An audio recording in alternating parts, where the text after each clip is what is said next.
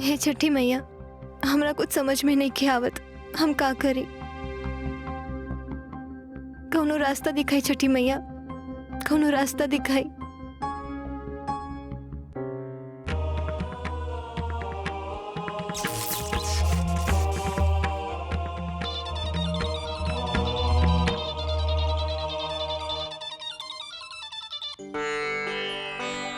हाँ सेठ जी। लक्ष्मी बेटी, तोरा गैला के बाद ना हम बहुत सोचली। हाँ, फिर हमरा के समझ में आइल कि नाचे गाए वाला आइडिया ना ठीक नहीं हो। तो हमें काम करत है, कहीं से 10,000 रुपया का इंतजाम करके हम तोरा के एडवांस दे देते और बाद में हिसाब किताब होत रही। ठीक है ना बेटा? ठीक बा सेठ जी, जैसन रवा ठीक समझी। ठीक है बेटा, ठीक है, खुश रह। काशी, तू हमके बचा ले लो। हे छठी मैया।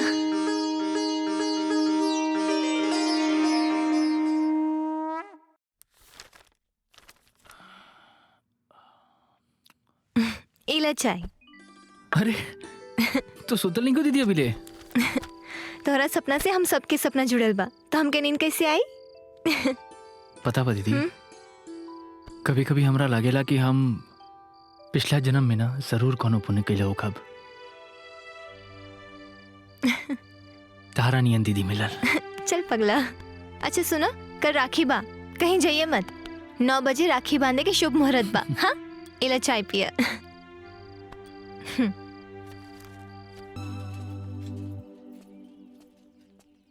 लक्ष्मी तो अकेले पूरा घरवार संभल ले बिया। अरे जवान लड़की जब घर से बाहर निकले लागल नू तो एगो घर ना 10 गो संभाल ली।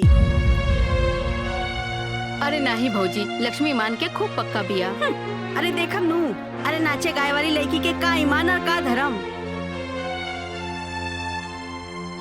अरे तू तो घाट घाट के पानी पी ले बाड़ू। अरे चलो हो, जाता नहीं 10 गो काम बा।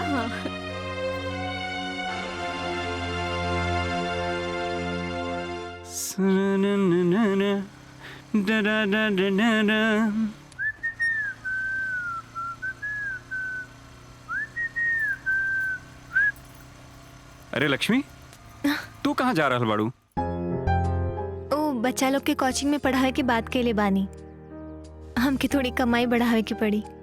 वैसे काल खातिर तोहर बहुत बहुत शुक्रिया। अरे एमे शुक्रिया का बात बा। वैसे हम तो उसे कुछ कहल चाहता नहीं।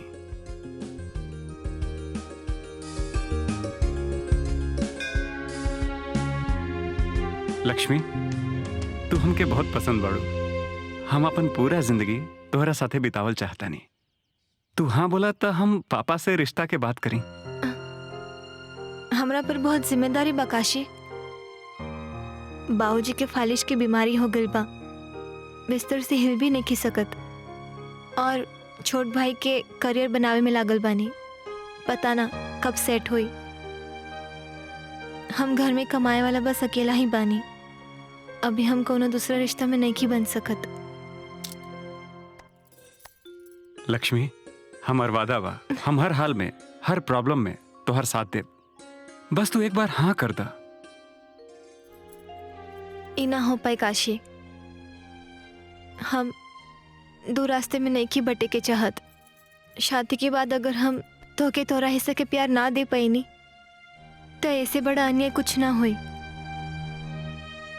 और हम नहीं की चाहत कि हमार जीवन साथी हमरा वजह से तकलीफ में रहे। हम बर्दाश्त ना कर पाए। हम चलता नहीं। लक्ष्मी, हम तोहर इंतजार करब। ये इंतजार के कौनो सीमा नहीं के काशी, भूल जा हमके।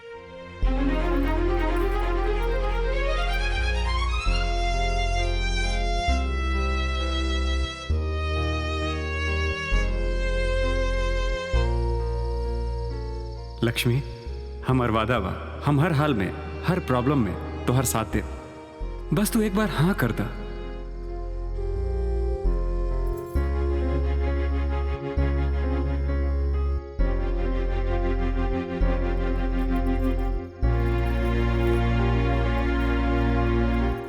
लक्ष्मी, लक्ष्मी बेटा, काहे उदास बाड़ो?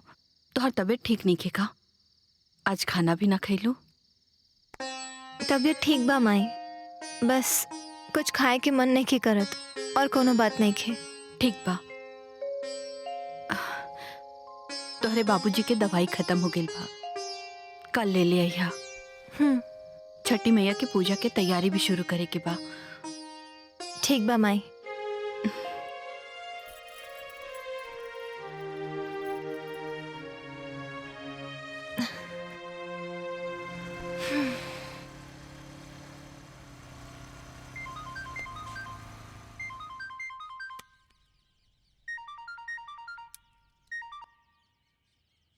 हेलो।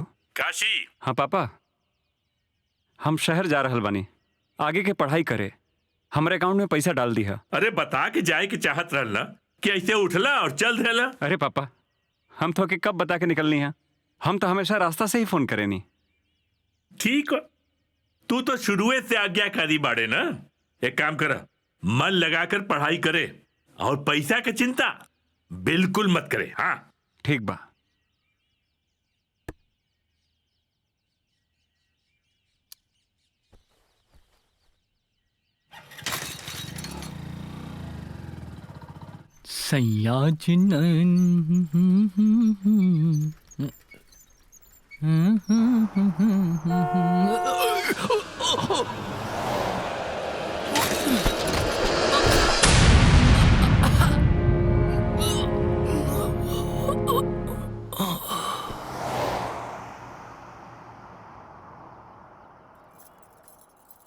चाची, चाची चाची, का है? मुकेश का एक्सीडेंट हो गई बा, जल्दी चली, हॉस्पिटल में बा। लक्ष्मी,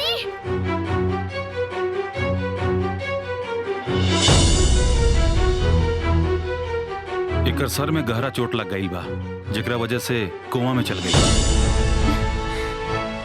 अगर 2-3 दिन के अंदर ऑपरेशन ना भइल तो कुछ भी कहल मुश्किल बा। ऑपरेशन में कितना खर्चा लागी डॉक्टर? 10 लाख तक लग जाई।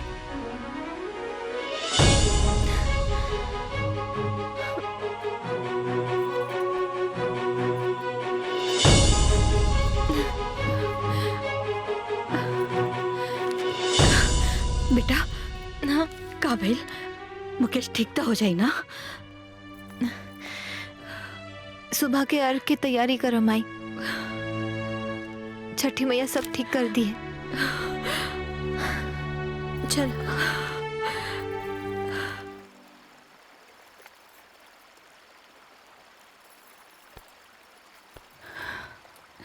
लक्ष्मी बिटिया, घरे चला। मैया जौन चाहिए वो तो होइबे करी ना।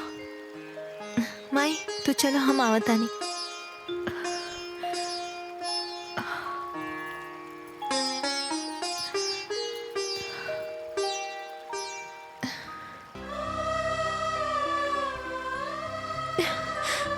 हे छठी मैया, विधि के विधान में सारा तकलीफ हमरे हिस्से में लिखल बाका।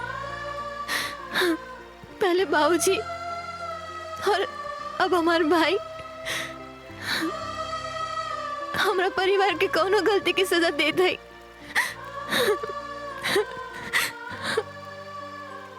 लक्ष्मी बिटिया, विधि के विधान मनुष्य के कर्म फल से ही निर्धारित होखेला और कर्म जन्मों जन्मांतर तक मनुष्य के पीछा ना छोड़ेला।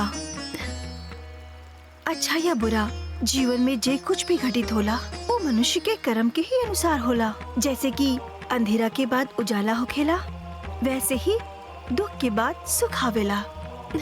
ये प्रकृति के नियम हा। छठी मैया, हमार भाई आज जीवन और मृत्यु के बीच में लड़ रहल बाड़े।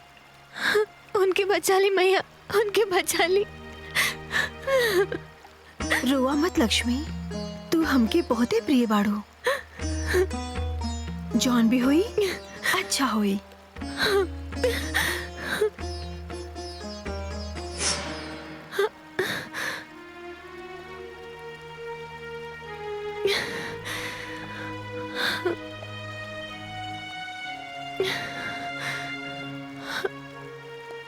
जय छठी मैया।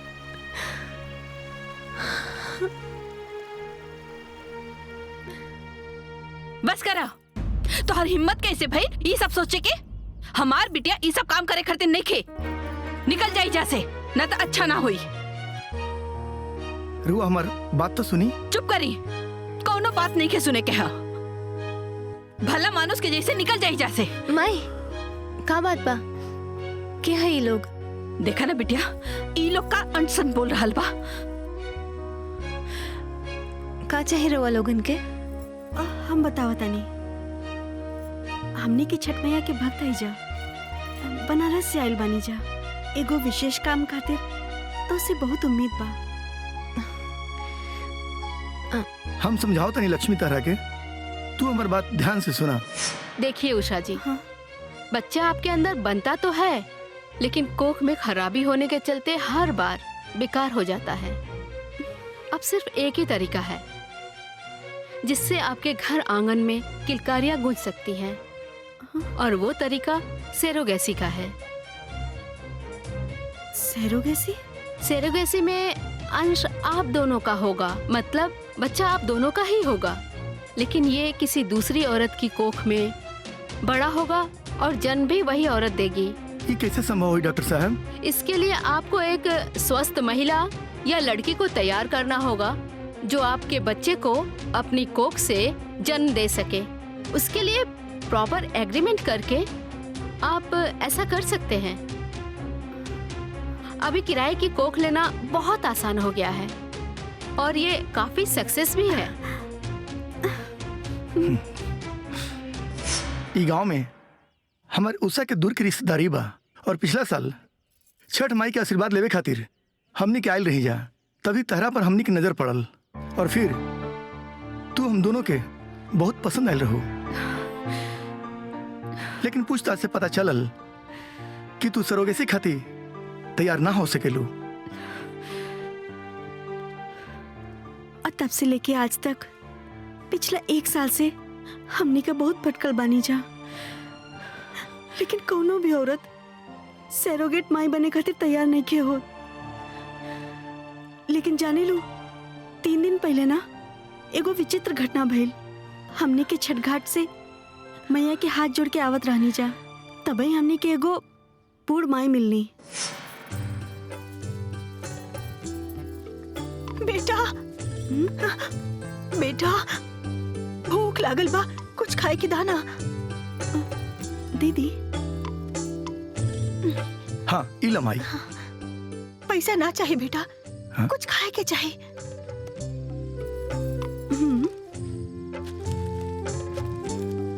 हाँ माई इला।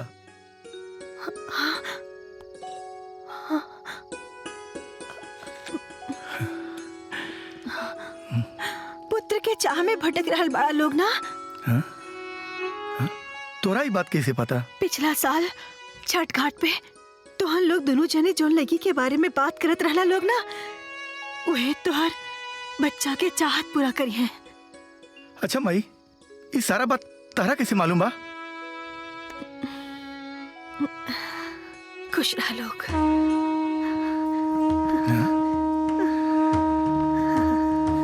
कमाल बा। हमरा पे ई एहसान कर दी लक्ष्मी बहन, हम आजीवन तो हर ऋणी रहब।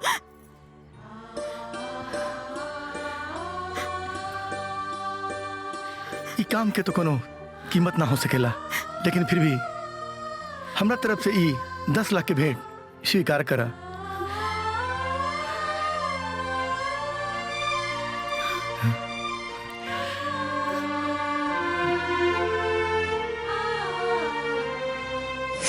अगर 2-3 दिन के अंदर ऑपरेशन ना भइल तो कुछ भी कहल मुश्किल बा। ऑपरेशन में कितना खर्चा लागे डॉक्टर? 10 लाख तक लग जाए।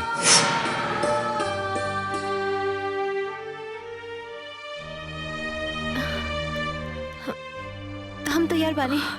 लक्ष्मी ई का करता रू? पगला गेल बाड़ू का? अरे छठ मैया के नाम पे केहू भी आ करके तोहरा के सच झूठ कहानी सुनाई और तू मान लेबू?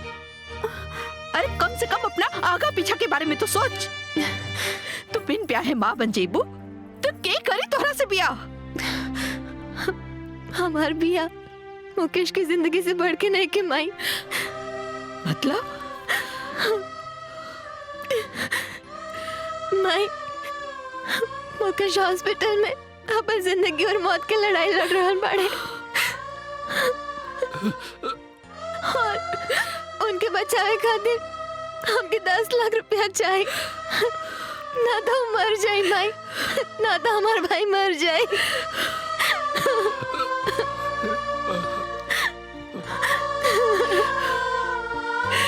का कहता है बेटा? माई, यही से हमके 10 लाख रुपया चाहे कि चाहे। हमके हमरा जिंदगी की परवाह नहीं के माई, लेकिन अगर मुकेश के कुछ हो गए तो सब कुछ खत्म हो जाए माई, सब कुछ खत्म हो जाए। लक्ष्मी, तू सच में लक्ष्मी बाड़ू बेटा।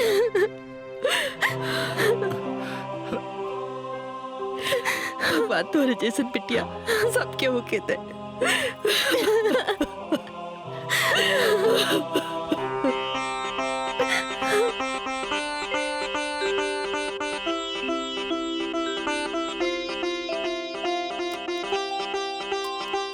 अभी खतरा से बाहर बाड़े, 2 दिन बाद घर ले जा सकेली। दीदी, ये ऑपरेशन में तो बहुत पैसा खर्चा भइल होई। इतना पैसा तालो के पास आइल कहाँ से?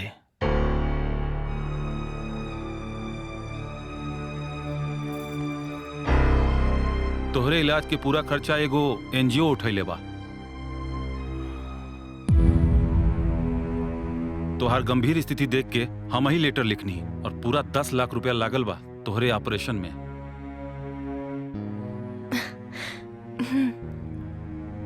तू अभी आराम करा।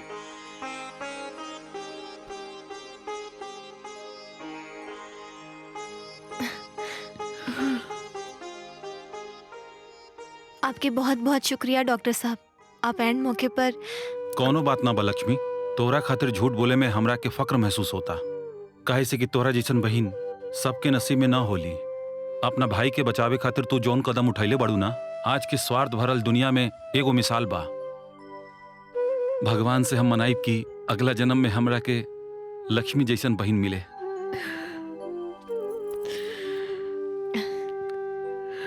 अच्छा डॉक्टर साहब, कोनो बात प्रणाम। नहीं के। चलो।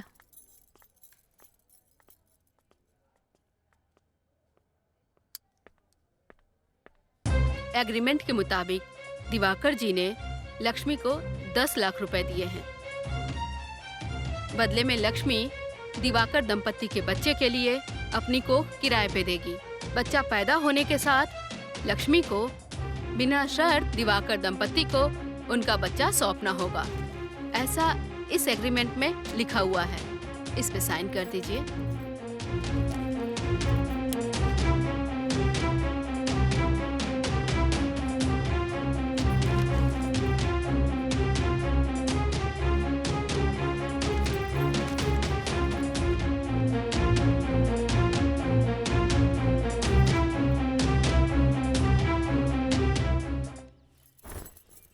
अरे सुनो था छपरा वाली भौजी, वो लक्ष्मीनिया 10 लाख रुपया इकट्ठा कर ले बिया। लागत है ना इनकर घरवा में नोट के पेड़ लागल बा। हाँ हो बनारस वाली दुल्हन। अरे वो तो 10 लाख के ऐसन बतियावत है जैसे 10,000 होखे। लागत है ना लक्ष्मीनिया कोनो बहुत बड़ा हाथ मर ले बिया। हाँ उहे तो सोची कि आखिर इतना रुपया उनके घरे आयल कहाँ से। छोड़ी जाए दी, हमनी के का जे जैसन बोई वैसने काटी। ठीक ना? ठीक है, चलो कहता ज्यादा रहो। हम हाँ, चलते चला। हैं। हाँ ठीक है। अरे ओकनी के पैसा से हमरा का काम बा हो।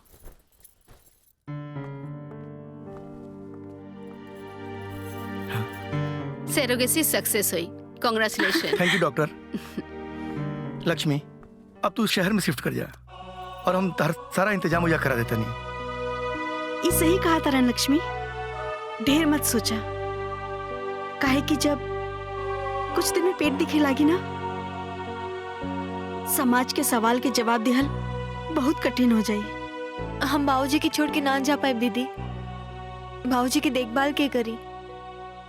मुकेश अपन पढ़ाई के तैयारी करी कि बाबूजी की देखभाल करी।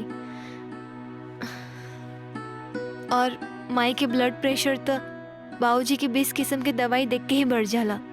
हम ना जा पाए।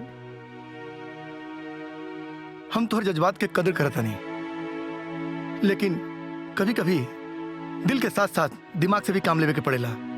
और समाज के काबा, समाज में 10 तरह से बात उठेला, और जब समाज कुछ बोलेला ना तब पूरा ये दिल दिमाग के ना झकझोर के रख देवेला। लक्ष्मी शहर जाई दिवाकर बाबू, रउआ एकर व्यवस्था करी। ठीक बा, जब पेट दिखे लागी तो 3-4 महीना में हम आ जाए। तब तक बाबूजी के देखभाल करे खातिर कोनो आदमी के भी इंतजाम कर ले। तू आदमी की चिंता मत करा, बस सही समय पर तू हमरा खबर कर दिया, हम इंतजाम कर दे। लक्ष्मी, तुझसे हमारे को विनती बा, बस इतना ध्यान रखिया कि ये बात गलती से भी केहू के पता ना चले। काहे कि समाज में हमारी इज्जत तब्बे हुई जब लोग के ई पता रही कि हमार बच्चा हमरा कोख से पैदा भइल बा।